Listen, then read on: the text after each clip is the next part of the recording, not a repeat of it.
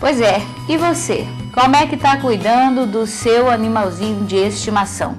Está cuidando bem? Está dando carinho para ele? Será que você não está alimentando ele da forma errada?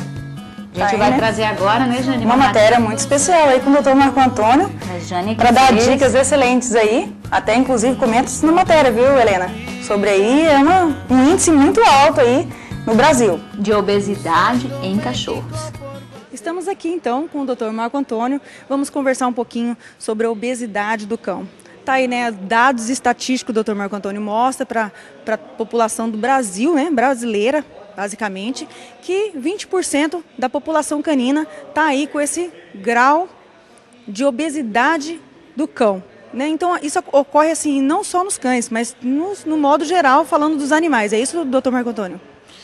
Jânia, é importante a gente comentar sobre o assunto, porque o animal doméstico, a gente fala que sofreu maior mutação, maior adaptação e maior companheirismo ao ser humano é o cão.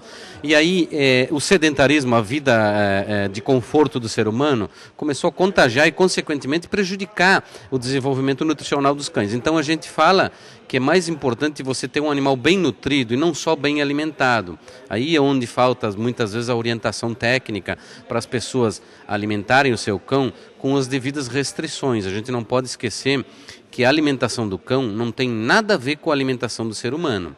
O seu cãozinho, ele deve ser alimentado sempre do mesmo sistema.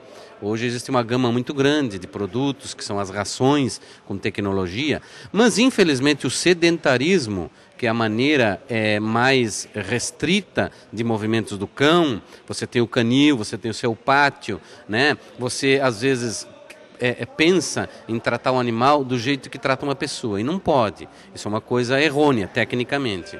Então, hoje nós vivemos esse problema, sim, de obesidade canina, embora que, Jane, tenha que falar que muitas pessoas, às vezes, né, na maior parte dos animais, são caquéticos e magros, aqueles que sofrem, pessoas que não cuidam. Nós estamos falando aqui de pessoas que gostam e cuidam do seu animal. Até existe, né, doutor Marco Antônio, o pincher é pequenininho, aí corre mais, fica mais solto. O grandão que cuida da nossa residência, né? Cuida, às vezes, até dependendo do cão aqui mesmo em Guarantã do Norte ou Novo Mundo, tem sempre um cão que coloca aí em comércio também. Como que funciona isso aí em questão de adaptação por ser um cão obeso? É o seguinte, com a obesidade, com o excesso de peso dos cães, surgem aí várias doenças nutricionais, né, Jânia? A gente pode citar a diabetes, que é a dificuldade do metabolismo da glicose, que é o veículo, que é o combustível que alimenta o sangue de todos os mamíferos, inclusive do ser humano. Problemas cardíacos com excesso de gordura, a gente fala as vísceras com excesso de gordura, nós vamos ter problemas cardíacos, problema de pressão sanguínea. Então, a exemplo do ser humano, o sedentarismo e o excesso de alimentação vai provocar essa gama de problemas. E o cão, a gente fala, além de ser o seu companheiro, o animal de estimação, que dá aquele prazer, existem pesquisas americanas que mostram que pessoas que têm o seu animal doméstico, a exemplo do cão, sofrem menos estresse e menos depressão do que quem não tem. Então, ele é um companheiro, satisfaz a sua necessidade de companheirismo. E, em contrapartida, também ele é o cão de guarda. Muitas empresas têm o seu cão. E aí trata bem, porque ele responde ao processo que ele é submetido, que é a guarda daquele estabelecimento ou daquela residência, e aí você abusa no nível nutricional. Então, é um problema consciente, o excesso de alimentação, e com isso... Trabalha então, doutor, essa questão de sedentarismo dele, de colocar aquele alimento lá, ele está preso, ele está alimentado.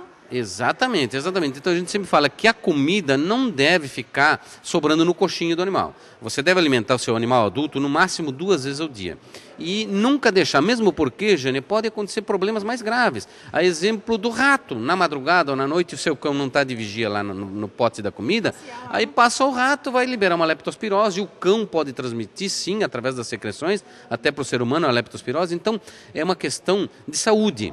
Então, não confundam o seu animal bem nutrido com o seu animal bem alimentado. O bem alimentado pode ser em excesso. É a mesma coisa hoje do ser humano, é isso, doutor? Exatamente. Então, tanto é que o cão, embora seja um animal de origem a sua alimentação carnívora, hoje nós temos as rações, todas elas com níveis de gordura e de carne necessários para o seu metabolismo, mas em contrapartida muita presença de fibra. A fibra estimula o movimento intestinal e, consequentemente, dá melhor saúde, melhor limpeza, melhor qualidade de circulação do sangue. Então, a nossa preocupação, o nosso assunto hoje é justamente esse, é a má alimentação. Não quero aqui falar, Jane, que as pessoas não saibam, as pessoas podem falar e dizer, eu sei alimentar o meu cão. Ou então acredito até que estão certo no que estão fazendo. Certo no que estão fazendo, exatamente. Então, é exemplo da gente, que muitas pessoas não sabem que tem diabetes e são portadores, têm excesso de glicose, né, tem uma dificuldade de metabolismo da glicose e só se deparam, né, com o problema quando fazem o diagnóstico. Muitas vezes, tantas outras pessoas aqui nesse momento que devem estar sofrendo de hipertensão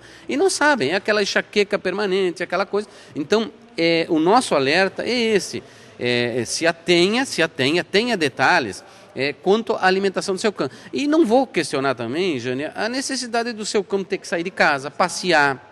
Hoje nós temos... É uma dica aí, né? É uma dica. Uma sugestão aí. Tem que levar ele para fazer exercício. Os próprios cães Pitbull, Rottweiler, que são os cachorros, os cães que têm uma raça mais agressiva, eles necessitam andar. Mas a gente também, em contrapartida, sabe que as pessoas gostam muito de cuidar do lado sanitário. Exemplo, tem muita virose na rua, meu cachorrinho é novo, certo, é necessário ter uma certa preservação. Então você fica assim, questionando que a alimentação é tudo, a gente é o que a gente come, os animais também. Então nós temos que deixar esse alerta, é muito importante. E vocês têm imagens de animais que impressionam e tem muita gente que acha bonito. Antigamente se falava, olha que bonito e gordo, hein? Pegava na bochecha da criança. E a gente sabe que o cachorro também tá fofinho, né? Lógico.